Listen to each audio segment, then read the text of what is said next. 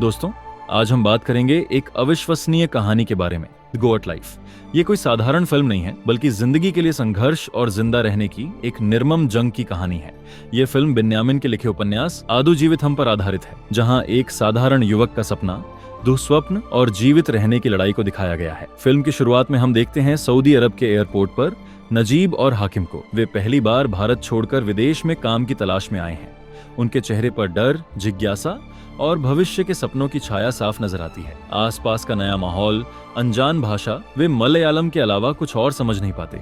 सब कुछ उनके लिए बिल्कुल अजनबी है। नजीब मन ही मन सोचता है, अगर कोई अच्छी नौकरी मिल जाए तो परिवार की गरीबी कुछ हद तक कम हो जाएगी और वह शांति से परिवार के साथ जीवन जी सकेगा। इसके बाद जब उनके डॉक्यूमेंट्स चेक हो जाते हैं और वे बाहर आते हैं, तो उनकी बातचीत से पता चलता है कि जिस कंपनी में वे काम करने आए थे, उसकी तरफ से न कोई बस आई है और न ही कोई व्यक्ति उन्हें लेने आया है। वे अंधेरे में भटकते हुए एयरपोर्ट पर इधर उधर घूमने लगते हैं। फिर वे दोनों एक हमवतन स्वदेशी व्यक्ति से मिलते हैं और उससे मदद मांगते हैं। नजीब और हाकिम उस आदमी को उस कंपनी का फोन नंबर देते हैं जिसके माध्यम से वे यहाँ आए थे। वह व्यक्ति फोन लगाता है, लेकिन उधर से कोई जवाब नहीं मिलता। तब वह व्यक्ति बताता है, आज तो शुक्रवार है, ऑफिस बंद है, तुम लोग बाहर इंतजार करो, तुम्हारा कफील जरूर लेने आएगा। उसकी बात मानकर वे दोनों एयरपोर्ट के अंदर बैठकर इंतजार करने लगते हैं। वे देखते हैं कि उनके जैसे और भी लोग अलग अलग देशों से आए हैं, जिन्हें उनका कफील लेकर जा रहा है, लेकिन सिर्फ वही दोनों पीछे छूट जाते हैं। कुछ देर बाद एक शेख वहां आता है और उनसे अरबी में बहुत सी बातें पूछता है, लेकिन वे दोनों कुछ भी समझ नहीं पाते। नतीजा ये होता है कि शेख नाराज होकर चला जाता है। थोड़ी देर बाद वही शेख फिर लौटकर आता है और उनके हाथ में रखे पासपोर्ट देखकर उन्हें गाड़ी में बैठने के लिए कहता है। नजीब और हाकिम कुछ समझ नहीं पाते। सब कुछ उनके सिर के ऊपर से निकल जाता है, लेकिन वे बिना कुछ कहे चुपचाप गाड़ी में बैठ जाते हैं। यहीं से उनकी अनजानी यात्रा शुरू होती है। उन्हें पता भी नहीं कि उनके लिए दुखों से भरी जिंदगी इंतजार कर रही है।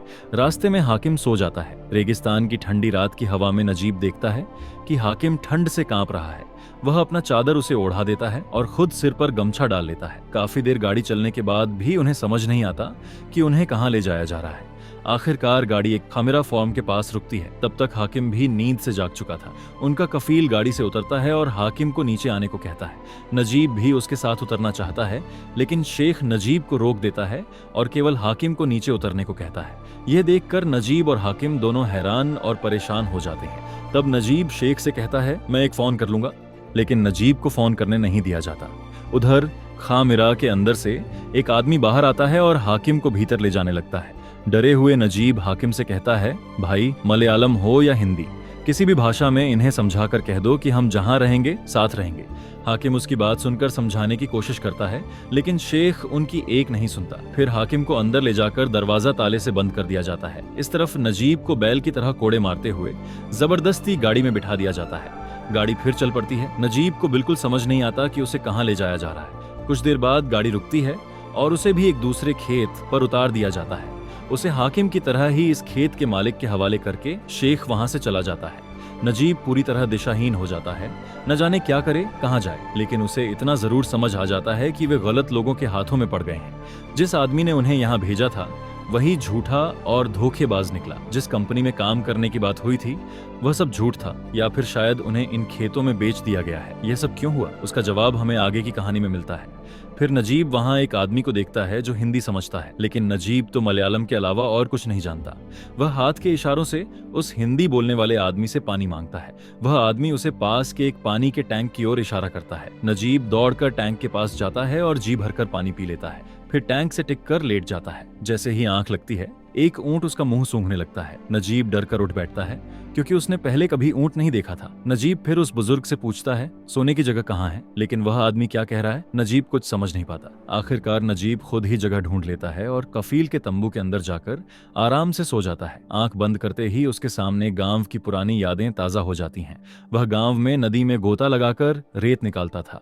रेत निकालते समय उसका एक दोस्त उसे विदेशी सिगरेट ऑफर करता है और कहता है, ये सिगरेट मेरे भाई लाया था विदेश से आते समय, मेरे भाई 2 वीजा भी लाया है। उसका दोस्त नजीब को विदेश जाने की बात बताता है, लेकिन नजीब जवाब देता है, विदेश जाने के लिए बहुत पैसे चाहिए, इतने पैसे मेरे पास कहाँ।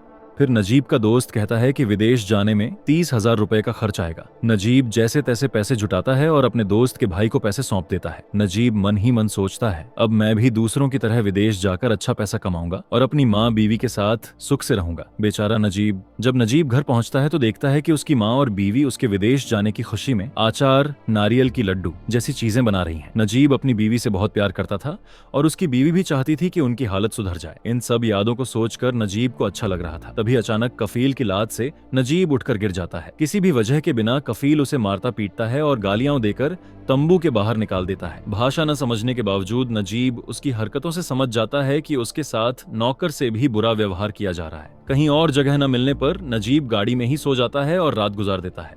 सुबह उठकर वह देखता है कि वही बुजुर्ग आदमी बकरियों का दूध दुह रहा है। वह बुजुर्ग नजीब को बुलाता है और कहता है कि यह दूध अंदर कफील को दे आओ, लेकिन नजीब उसकी बात न समझकर खुद ही दूध पीने लगता है। तभी वह बुजुर्ग उसे रोकता है और इशारों से अच्छी तरह समझाता है कि दूध तंबू में कफील को देना है। नजीब तंबू में जाकर दूध कफील को सौंप देता है। फिर वह कफील के पैर पकड़कर कहता है, मैं यहाँ रहना नहीं चाहता, मुझे घर वापस जाना है। लेकिन कफील को नजीब पर जरा भी दया नहीं आती। उल्टा वह उसे धक्का देकर तंबू से बाहर निकाल देता है। कुछ देर बाद नजीब कल वाला वही शेख आता हुआ देखता है। नजीब उसके पास जाकर हाथ पांव पकड़कर विनती करता है कि मुझे घर वापस भेज दो। घर बार बेचकर मुझे यहाँ कंपनी में काम दिलाने के नाम पर लाया गया है। मैं इस रेगिस्तान में रहना नहीं चाहता। लेकिन शेख उसकी एक भी बात पर ध्यान नहीं देता।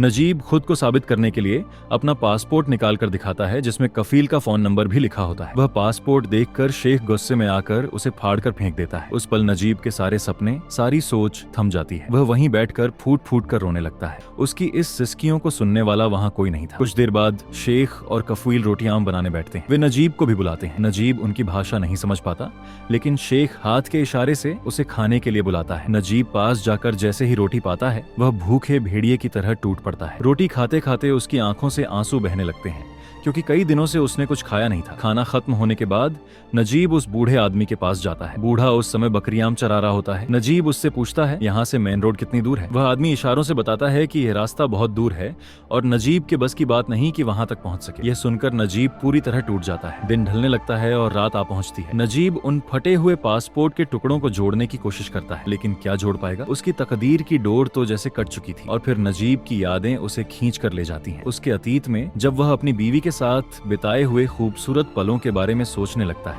नजीब रात भर अपने आने वाले बच्चे का नाम सोचता है, भविष्य के सपने बुनता है और याद करता है स्टेशन तक छोड़ने आई अपनी पत्नी को, उसकी काली चमकती आंखों को। इन्हीं यादों में डूबकर उसकी रात कट जाती है। फिर दृश्य वापस वर्तमान में आता है। सुबह नजीब बाथरूम कर रहा होता है, तभी पीछे से आकर शेख उसे लात मारता है और पानी की बाल्टी उठा ले जाता है। यह देखकर वह बूढ़ा इशारों से समझाता है, यहाँ अपने खून बहाना चलेगा, लेकिन पानी बर्बाद करना बड़ा अपराध है। साफ होने के लिए रेत का इस्तेमाल करो। नजीब हैरान रह जाता है और सोचता है, यह तो नर्क से भी बदतर है, मैं कहाँ आ गया हूँ। कुछ देर बाद कोई पानी का टैंक लेकर आता है। नजीब उसके पास जाकर गुजारिश करता है कि उसे यहाँ से कहीं ले जाए। तभी शेख उनकी बात सुन लेता है और नजीब को कोड़े से मारना शुरू कर देता है। मार खाते खाते नजीब कोड़े को पकड़ लेता है। यह देखकर शेख और भड़क उठता है। वह अपने तंबू में जाकर बंदूक ले आता है। बंदूक की बट से नजीब के माथे पर चोट करता है। उसी पल नजीब की यादें उसे फिर अतीत में खींच ले जाती हैं। पत्नी के साथ बिताए सुख दुख के लम्हे, जहाँ पैसे की कमी थी लेकिन शांति और प्यार की कमी नहीं थी, जहाँ जेब खाली थी मगर पानी की कमी नहीं थी। नजीब फूट फूट कर रो पड़ता है और सोचता है, शायद अब मैं अपनी पत्नी को कभी नहीं देख पाऊंगा। अब उसके पास आंसुओं और दर्द के अलावा कोई सहारा नहीं था। सुबह कफील की आवाज से नजीब की नींद खुलती है। कफील इशारों से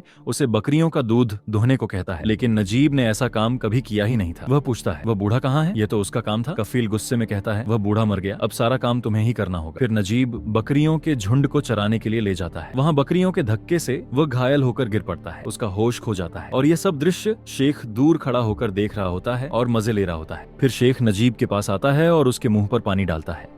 इससे नजीब धीरे धीरे उठ बैठता है। किसी तरह खड़े होकर नजीब हाथ जोड़कर विनती करता है कि उसे बहुत चोट लगी है, उसे अस्पताल ले जाया जाए, लेकिन शेख उसकी कोई बात नहीं मानता और कहता है कि भेड़ों को संभालो। इस तरह दिन बीतते जाते हैं, दिन से महीने, महीने से साल, लेकिन नजीब को समय का कोई अंदाजा ही नहीं रहता। उसे पता ही नहीं चलता कि वह यहाँ कब से है। एक दिन ऊन लेने दो आदमी गाड़ी लेकर आते हैं। नजीब उस गाड़ी के शीशे में अपनी शक्ल देखता है तो दंग रह जाता है। उसके बाल, दाढ़ी और चेहरा पूरी तरह बदल चुका है। वह खुद को पहचान ही नहीं पाता। तभी पीछे से शेख आता है और गाड़ी का शीशा तोड़ देता है। नजीब उस टूटे कांच के टुकड़े से अपनी दाढ़ी काटने की कोशिश करता है, लेकिन कांच इतना तेज नहीं था कि दाढ़ी कट सके। हार मानकर नजीब रोने लगता है और कहता है, मुझसे अब और नहीं सहा जाता, मुझे यहाँ से आजादी दो। फिर वह आसमान की ओर देखता है जहाँ कई गिद्ध उड़ रहे थे। नजीब भागते भागते एक ऊंचे पत्थर पर चढ़ जाता है और नीचे झांकता है। नीचे गिद्ध एक लाश को नोच नोच कर खा रहे होते हैं। नजीब नीचे उतरकर लाश को देखता है और समझ जाता है कि यह उसी बूढ़े चरवाहे की लाश है। उसका शव कई दिन पुराना था और शेख ने उसे ऐसे ही फेंक दिया था। नजीब सदमे में उस लाश को देखता रहता है। तभी गिद्ध उस पर झपट्टा मारते हैं और नजीब डरकर भाग जाता है। वह वापस तंबू में आकर अपनी माँ का दिया हुआ अचार खाता है और माँ की याद में फूट फूट कर रोता है। रोते रोते मन मजबूत करता है और सोचता है, जैसे भी हो मुझे यहाँ से भागना ही होगा, नहीं तो इस बूढ़े की तरह मेरी भी मौत होगी। अगले दिन सुबह नजीब भेड़ों को चराने निकलता है और मौका पाकर भागने लगता है, लेकिन शेख दूर से ही उसका पीछा कर रहा था। नजीब को भागता देख शेख उसके पैरों के पास गोली चला देता है। डर से नजीब जमीन पर गिर पड़ता है। शेख उसके पास आता है और बंदूक से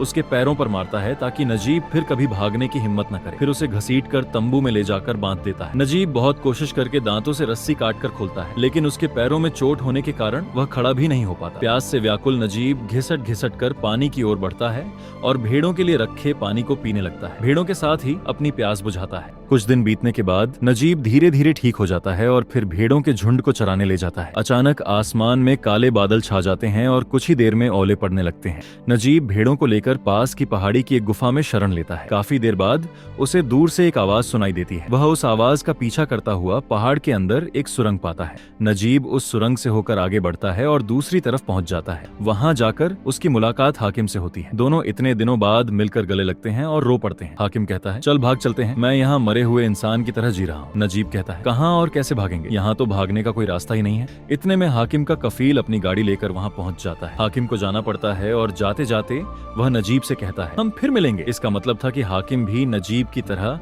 अपने कफील का गुलाम बन चुका है। अगले दिन हाकिम नजीब के लिए रेत में दबाकर एक चिट्ठी छोड़ जाता है, लेकिन नजीब उसे उठाने से पहले ही चिट्ठी हवा में उड़ जाती है। नजीब बहुत कोशिश करता है उसे पकड़ने की, तभी उसका कफील यानी शेख वहाँ आ जाता है। नजीब तुरंत ऐसे बैठ जाता है जैसे शौच कर रहा हो ताकि शेख को शक न हो। शेख चला जाता है और चिट्ठी पास की कांटेदार झाड़ी में अटक जाती है। नजीब तुरंत उसे पकड़ लेता है। उसमें लिखा होता है कि हाकिम के यहाँ एक अफ्रीकी आदमी कई सालों से काम कर रहा है। वह रास्तों को अच्छी तरह जानता है और भागने में उनकी मदद करेगा। नजीब चिट्ठी पढ़कर कई दिनों बाद आशा की किरण देखता है। कुछ दिनों बाद मौका आता है। किसी इज्जतदार आदमी ने नजीब और हाकिम दोनों के कफीलों को दावत पर बुलाया। दोनों कफील खेत की देखरेख उन्हें सौंप कर चले जाते हैं। यही मौका था। नजीब तैयार होता है। बहुत दिनों बाद नहाकर साफ कपड़े पहनता है, लेकिन उसका शरीर पहले जैसा नहीं रहा। पैंट उसकी कमर से गिर जाती है तो वह रस्सी से बांध लेता है। माँ का दिया हुआ आखिरी अचार खाकर खुद को हिम्मत देता है। फिर ऊंट और भेड़ों को खाना देकर उनसे भी जैसे विदाई लेता है। तुम लोग अच्छे रहना, मैं अब लौट कर नहीं आऊंगा। उधर हाकिम और वह अफ्रीकी आदमी जिसका नाम था खदीरी नजीब को लेने आ जाते हैं। वही उनका रास्ता दिखाने वाला बनने वाला था। तीनों निकल पड़ते हैं। चलते चलते रात हो जाती है और प्यास से बेहाल होकर वे दूर एक तंबू देखते हैं। खदीरी कहता है कि वह पानी लेकर आता है, लेकिन गलती से आवाज हो जाती है और तंबू में सोया कफील जाग जाता है। वह बंदूक से गोलियां चलाने लगता है। तीनों जान बचाकर भागते हैं। भागते भागते नजीब अपना बैग भी गिरा देता है। किसी तरह वे सुरक्षित जगह पहुंचकर रेत पर सो जाते हैं। सुबह उठकर फिर सफर शुरू होता है। चलते चलते नजीब और हाकिम दूर पानी देखते हैं और दौड़ पड़ते हैं, लेकिन खादिरी जानता था कि यह सिर्फ मरीचिका है। वह रोकने की कोशिश करता है पर दोनों दौड़ते रहते हैं। पास जाकर हाकिम देखता है कि वहाँ पानी नहीं बल्कि ऊंट का सड़ा गला शव पड़ा है। दोनों फिर निराश हो जाते हैं। आगे चलते चलते खादिरी देखता है कि रेगिस्तान के जहरीले सांप उनकी ओर आ रहे हैं। वह हाकिम को खींचकर हटाता है और नजीब से कहता है कि चुपचाप खड़ा रहो। सांप उसके पैरों के ऊपर से निकल जाते हैं और उसे कुछ नहीं होता, लेकिन गर्म रेत पर नंगे पांव खड़े रहने से नजीब के पैरों में फफोले पड़ जाते हैं। वह चल भी नहीं पाता। खादिरी अपने कपड़े फाड़कर उसके पैरों में बांध देता है। आगे बढ़ते बढ़ते नजीब कई बार गिर जाता है। भूख और प्यास से हाकिम भी बेहाल हो जाता है। खादिरी दोनों को संभालते संभालते थक जाता है। वह हाकिम को कंधे पर उठाकर चलता है, लेकिन नजीब की हालत और बिगड़ती जाती है। गर्मी से बचाने के लिए खादिरी अपने कपड़े उतारकर दोनों को ढक देता है ताकि धूप न लगे। पानी न मिलने पर वह अपने माथे का पसीना निचोड़कर उनके होंठ गीले करता है। इतना ख्याल शायद कोई अपना भी न रखे। प्यास से पागल होकर हाकिम मरीचिका की ओर भागता है और मुट्ठी भर रेत खाने लगता है। उसका मुंह खून से भर जाता है और वह जमीन पर गिर पड़ता है। नजीब उसे संभालता है, लेकिन कुछ देर बाद हाकिम दम तोड़ देता है। हाकिम की मौत पर नजीब और खादिरी दोनों रो पड़ते हैं। तभी अचानक भयंकर रेत का तूफान उनकी ओर आता है। खादिरी नजीब को कसकर पकड़ता है और किसी तरह उसकी जान बचाता है। पलक झपकते ही हाकिम की लाश रेत में दब जाती है। तूफान रुकने के बाद खादिरी नजीब को दिलासा देता है, हिम्मत रखो, बस थोड़ा और, फिर रास्ता मिल जाएगा। दोनों फिर चल पड़ते हैं, लेकिन नजीब के पैरों की हालत बहुत खराब हो चुकी थी। जब खादिरी कपड़ा हटाकर देखता है तो नजीब के पैरों की चमड़ी तक निकल चुकी थी। वह अपने जूते उतार कर नजीब को पहनाता है। थोड़ी दूर जाकर उन्हें एक छिपकली दिखती है। खादिरी कहता है, जिंदा जानवर दिख रहे हैं, इसका मतलब पानी पास ही होगा। वे दौड़ पड़ते हैं और एक छोटे से पानी के गड्ढे पर पहुंचते हैं। नजीब झपटकर पानी पीने लगता है, लेकिन खादिरी उसे रोकता है। वह कहता है कि इतने दिनों की प्यास के बाद अचानक बहुत पानी पीना जानलेवा हो सकता है। वह कपड़ा भिगोकर नजीब के होंठ गीले करता है ताकि उसका शरीर धीरे धीरे पानी को सह सके। पानी छूते ही नजीब को राहत महसूस होती है। उधर खादिरी एक खाली बोतल ढूंढता है और उसमें फूंक मारकर सुर बजाता है। संगीत से नजीब का मन कुछ हल्का हो जाता है। थोड़ी देर आराम करके वे फिर निकल पड़ते हैं। आगे जाकर उन्हें एक टॉफी का रेपर और फिर गाड़ी के पहिए के निशान दिखाई देते हैं। उन्हें उम्मीद होती है कि पास ही कोई बस्ती होगी, लेकिन काफी दूर चलने पर भी कुछ नहीं मिलता। वे फिर मायूस होकर वहीं रात गुजारते हैं। अगली सुबह नजीब की नींद खुलती है तो वो देखता है कि खादिरी कहीं नहीं है, वो जा चुका है। लेकिन जाते जाते उसने नजीब के लिए पानी की बोतल छोड़ दी थी। नजीब उस बोतल से पानी पीकर थोड़ी ताकत जुटाता है और चल पड़ता है। कभी दौड़ते हुए, कभी गिरते संभलते हुए वो आखिरकार मेन रोड तक पहुंच जाता है। सड़क पर गाड़ियां तेजी से आ जा रही थी। नजीब उन्हें रोकने की कोशिश करता है, लेकिन कोई नहीं रुकता। आखिर एक शेख उसे देखकर अपनी गाड़ी रोकता है और नजीब को अंदर बैठा लेता है। पानी और एसी की ठंडी हवा पाकर नजीब गहरी नींद में सो जाता है। शेख उसे लोकल एरिया में छोड़ देता है,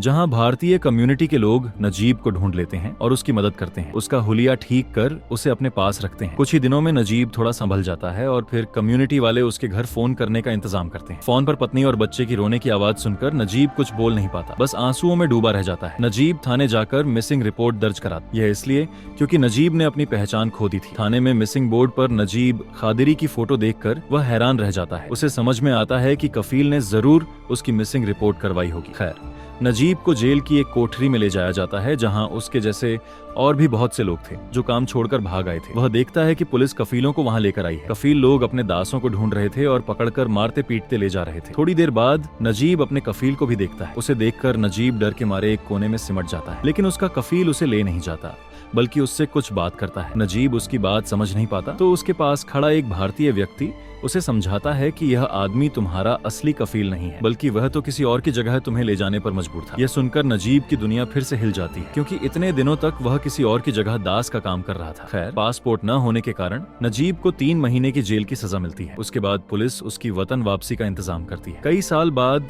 जब वह अपने देश लौटने लगता है तो वह दुखी होकर मन में कहता है, मेरे प्यारे बच्चे, तुम्हारा भविष्य उज्जवल बनाने के लिए मैं विदेश आया था, लेकिन अब मैं अपने साथ कुछ भी नहीं ले जा पा रहा हूँ। मैं बस अपनी बाकी जिंदगी तुम्हें दे सकता हूँ। इतना कहकर नजीब विमान में बैठ जाता है। कुछ ही घंटों में वह अपने परिवार के पास लौट जाएगा, जहां भले ही पैसों की कमी हो, लेकिन खुशियों की कमी नहीं होगी। जहां मेहनत तो होगी, पर कैद जैसा जीवन नहीं होगा। उसे आखिरकार यह सच्चाई समझ में आती है कि अपना देश जैसा कोई देश नहीं होता। इसी उम्मीद के साथ फिल्म खत्म होती है। आशा है आपको ये कहानी पसंद आई होगी। अगर वीडियो अच्छा लगा हो तो लाइक करें, चैनल को सब्सक्राइब करें और बेल आइकन दबाना ना भूलें, ताकि आने वाले ऐसे और शानदार फिल्मों की कहानियां आप मिस न करें। धन्यवाद दोस्तों, फिर मिलेंगे एक और बेहतरीन फिल्म की कहानी के साथ। Tata, bye bye.